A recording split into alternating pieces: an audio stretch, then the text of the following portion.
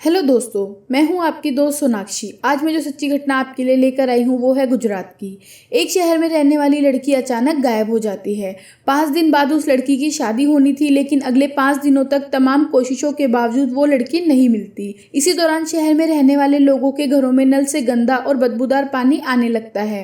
अगले 4 दिनों तक शहर के लोग वही पानी पीने को मजबूर हो जाते हैं और 4 दिन बाद शहर की एक पाइपलाइन से एक ऐसा राज बाहर आता है कि पूरा शहर उल्टियां करने लगता है। दोस्तों, हम आज की सत्य घटना शुरू करें उससे पहले दोस्तों, आप हमारे चैनल पर नए हैं तो कृपया चैनल को सब्सक्राइब कर दें। आपका एक सब्सक्राइब मुझे बहुत मोटिवेट करेगा आपके लिए और नई वीडियोस बनाने के लिए। दोस्तों, मैं बहुत मेहनत और रिसर्च करके हर एक वीडियो आपके लिए लाती हूँ ताकि आप सब लोग अपने आसपास हो रहे क्राइम से सतर्क रहें और अपना तथा अपने परिवार का ख्याल रख सकें। गुजरात के पाटन जिले में सिद्धपुर एक इलाका है। इलाके की कुल आबादी करीब 1.25 लाख होगी। पूरी दुनिया में पाटन अपनी पटोला साड़ी के लिए जाना जाता है। वो पटोला साड़ी जो 5 लाख रुपए से शुरू होती है। पाटन के इसी सिद्धपुर में 25 साल की लवीना हरवानी सिद्धपुर के रायपुर इलाके में गुरु नानक सोसाइटी में रहा करती थी। लवीना की शादी अहमदाबाद के एक लड़के से तय हो चुकी थी। 12 मई को लवीना की शादी होने वाली थी। शादी से पहले लवीना ने प्री वेडिंग शूट भी कराया था। घर में मेहमानों का आना भी शुरू हो चुका था। 3 मई को लवीना की सगाई हुई थी। लवीना अपनी शादी को लेकर बेहद खुश थी। 7 मई की शाम करीब 7-7:30 बजे लवीना घर से यह कहकर निकलती है कि वो गुरुद्वारे जा रही है। हर रोज शाम को लवीना गुरुद्वारा जाया करती थी, लेकिन उस शाम घर से निकलने के बाद वो फिर कभी घर लौटी ही नहीं। देर रात तक घर वाले उसे ढूंढते रहे। फिर थक हार कर लवीना के घर वाले 8 मई को पुलिस स्टेशन जाते हैं और लवीना की मिसिंग रिपोर्ट लिखवाते हैं, लेकिन लवीना नहीं मिलती। 12 मई भी आ गई। उसी दिन लवीना की शादी होनी थी, लेकिन दुल्हन गुम थी, लिहाजा बारात भी नहीं आई। शायद लवीना को सिद्धपुर पुलिस ढूंढ भी ना पाती। लेकिन तभी लवीना के मिसिंग के 5 दिन बाद 12 मई को सिद्धपुर के एक इलाके के लोगों को महसूस होता है कि नगर पालिका की पाइपलाइन से पानी की जो सप्लाई उनके घर पर आ रही है वो बदबूदार है, अजीब सा पानी है। पर मजबूरी थी, लिहाजा लोग ये सोचकर पानी पीते रहे कि शायद पीछे से ही ऐसी सप्लाई आ रही है, फिर अपने आप ठीक हो जाएगा। लेकिन ऐसा कुछ नहीं हुआ। सप्लाई का पानी अब भी बेहद गंदा और बदबूदार आ रहा था। बहुत से लोगों ने नगर पालिका से इसकी शिकायत भी की। नगर पालिका ने उन्हें आश्वासन देकर लौटा दिया, लेकिन नलों से गंदा पानी आने का सिलसिला अब भी जारी था। अब तो हालात ऐसे हो गए थे कि बदबू की वजह से लोग पानी तक नहीं पी पा रहे थे। बहुत सारे लोगों को उल्टियां होने लगी, बहुत से बीमार पड़ गए। 12 मई से शुरू हुआ ये सिलसिला 15 मई तक ऐसे ही चलता रहा, लेकिन 16 मई की सुबह सिद्धपुर के घरों में बदबूदार पानी भी आना बंद हो गया। लोगों का गुस्सा नगर पालिका पर था। नगर पालिका को भी जब ये पता चला कि इतने बड़े इलाके में पानी की सप्लाई बंद है तो नगर पालिका अब फौरन हरकत में आती है। इसके बाद जगह जगह पाइपलाइन की चेकिंग होती है और फिर पानी की पाइप से एक ऐसा दिल दहला देने वाला सच बाहर आता है जिसे सुनते ही हजारों लोगों को उल्टियां शुरू हो जाती हैं। पाइप की चेकिंग के दौरान शहरी इलाके में एक जगह पाइप के बीच में कुछ फंसा मिला। पाइप चेक कर रहे वर्कर्स को लगा कि ये किसी मुर्दा जानवर का हिस्सा है, लेकिन जब उन्होंने पाइप से उस हिस्से को बाहर निकाला तो उनके रोंगटे खड़े हो गए। ये एक इंसान की आधी अधूरी लाश थी, कमर से नीचे का पूरा हिस्सा, लेकिन पैर और सर गायब था। अब जैसे ही पानी की पाइप से आधी अधूरी लाश मिलने की खबर इलाके में फैली कि लोग 9 दिनों से पानी की पाइपलाइन में तैरती हुई एक लाश से निकलकर नलों के रास्ते घरों तक पहुंचने वाला पानी पी रहे थे, बस सच जानते ही लोगों ने उल्टियां करनी शुरू कर दी। लेकिन दूसरी तरफ अधूरी लाश का बाकी हिस्सा अब भी किसी न किसी पाइप के अंदर फंसा था। उसे ढूंढना जरूरी था, लिहाजा तब तक के लिए पानी की सप्लाई रोक दी गई और पाइप से मिली अधूरी लाश पुलिस को सौंप दी गई। पानी के जिस पाइप से अधूरी लाश बरामद हुई थी वो पाइप करीब 2 किलोमीटर तक जाता था, लेकिन 12 मई से बदबूदार पानी के आने की शिकायत एक खास इलाके को छोड़कर बाकी इलाकों से नहीं आ रही थी। बाकी इलाकों में पानी की सप्लाई भी रुकी नहीं थी, लिहाजा नगर पालिका ने अब उसी इलाके के पाइप को चेक करने का फैसला किया जहां पानी की सप्लाई बंद थी। काफी कोशिशों के बावजूद जब कामयाबी नहीं मिली तो नगर पालिका ने पुराना नुस्खा अपनाने का फैसला किया। पानी की टंकी को पूरी तरह से भरा गया। इसके बाद एक झटके में टंकी से पानी छोड़ा गया।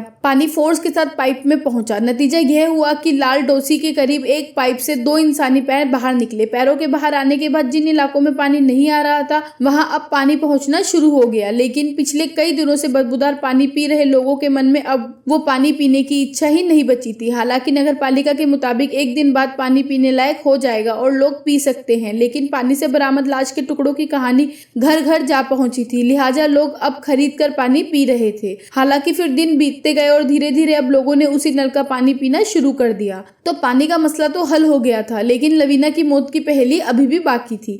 लवीना के मिसिंग होने के बाद पुलिस को 2 सीसीटीवी कैमरों की तस्वीरें मिली।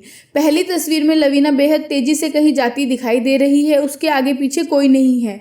जिस तरफ लवीना सीसीटीवी कैमरे में जाती दिखाई दे रही है उस रास्ते में आगे पानी की टंकी है। ये वही टंकी है जिससे इलाके में पीने का पानी सप्लाई किया जाता है। हालांकि जिस जगह पर ये टंकी है वो पूरा इलाका बेहद सुनसान है, आसपास में झाड़ियां हैं। रात तो छोड़िए, दिन में भी कोई अकेले उधर नहीं आता। 7 मई की रात की ही एक और सीसीटीवी तस्वीर सामने आती है। इस तस्वीर में लवीना के गुजरते ही उसके पीछे एक बाइक पर 2 लोग नजर आते हैं। अब सवाल ये है कि ये दोनों कौन है? क्या दोनों लवीना का पीछा कर रहे थे? क्या इन दोनों को पुलिस ढूंढ पाई? पर इन तमाम सवालों से पहले सबसे बड़ा सवाल ये था कि पानी के पाइप से जो अधूरी लाश मिली है क्या वो लवीना की ही है? लाश के साथ पुलिस को एक कंगन मिला था। पुलिस ने लवीना के घर वालों को वो कंगन दिखाया, लेकिन कंगन देखकर घर वालों ने उसे पहचानने से इनकार कर दिया। इसी बीच सर्च ऑपरेशन के दौरान पुलिस को पानी की टंकी के पास से एक दुपट्टा मिला। इस दुपट्टे को भी लवीना के घर वालों को दिखाया गया। उससे लवीना के घर वालों ने पहचान लिया, वो लवीना का ही था। फिर पुलिस ने अधूरी लाश को पोस्टमार्टम और फोरेंसिक जांच के लिए गांधीनगर फोरेंसिक लैब भेज दिया। शुरुआती रिपोर्ट जो आई उसके मुताबिक मरने वाले की उम्र 21 से 40 साल के दरमियान थी, लेकिन पुलिस को पुख्ता करना था कि लाश लवीना की ही है, लिहाजा लवीना के माँ बाप के डीएनए सैंपल लिए गए। पानी के पाइप से बरामद अधूरी लाश का डीएनए लवीना के पेरेंट्स से मैच कर गया। यानी अब ये पूरी तरह साबित हो गया कि पाइप से जो लाश बरामद हुई थी वो लवीना की ही है। पानी के पाइप से मिली अधूरी लाश की पहेली भी अब सुलझ चुकी थी, लेकिन एक सवाल अब भी अपनी जगह कायम था कि आखिर लवीना पानी के पाइप या पानी की टंकी तक पहुंची कैसे? पानी के पाइप से लवीना की पूरी लाश क्यों नहीं मिली? लाश के टुकड़े कैसे हुए? लाश का सर कहाँ गायब है? और इन सबसे ज्यादा बड़ा सवाल ये कि लवीना पानी के पाइप तक खुद पहुंची या किसी ने उसे पाइप तक पहुंचाया? जिस पानी की टंकी की बात हो रही है उसकी ऊंचाई करीब 60 फीट है, लेकिन उस टंकी की देखभाल के लिए कोई सुरक्षा गार्ड नहीं है। यहाँ तक कि यहाँ दरवाजे पर कोई ताला भी नहीं लगा होता। एक बार को मान भी लिया जाए कि लवीना ने सुसाइड की है तो सवाल ये उठता है कि सुसाइड के लिए वो इतना टेढ़ा रास्ता क्यों चुनेगी? रात के अंधेरे में यहाँ तक आना और फिर इतनी ऊंचाई पर जाना और पानी की टंकी में कूदना गले नहीं उतरता। अगर ये मर्डर है तो मुमकिन हो सकता है, क्योंकि मर्डर के बाद कातिल लाश को टंकी में डाल सकता है, लेकिन ऐसी सूरत में भी ये एक अकेले का काम नहीं हो सकता। इसके लिए एक से ज्यादा लोगों की जरूरत है। दूसरा, अगर लवीना इस टंकी के रास्ते पाइप तक नहीं पहुंची तो फिर पाइप तक पहुंची कैसे?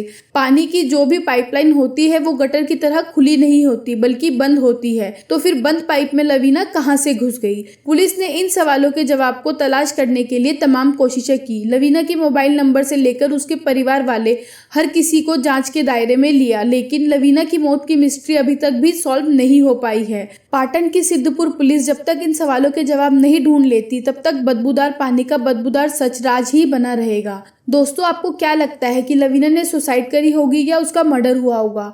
आप हमें कमेंट बॉक्स में कमेंट करके जरूर बताएं। तो दोस्तों, कैसी लगी आपको यह सत्य घटना कमेंट करके जरूर बताएं। और आपने अगर अब तक इस चैनल को सब्सक्राइब नहीं किया है तो प्लीज चैनल को सब्सक्राइब कर दे और मेरी मेहनत और रिसर्च को व्यर्थ ना जाने दे। और प्लीज बेल आइकन भी प्रेस कर दे ताकि हमारी नई वीडियो आते ही आप तक पहुंच जाए। दोस्तों, इस कहानी को सुनाने का उद्देश्य किसी को परेशान करना या किसी का दिल दुखाने का नहीं है, बल्कि हम चाहते हैं कि आप लोग इस घटना को सुने और सतर्क रहें तथा अपना और अपने परिवार का ख्याल रखें।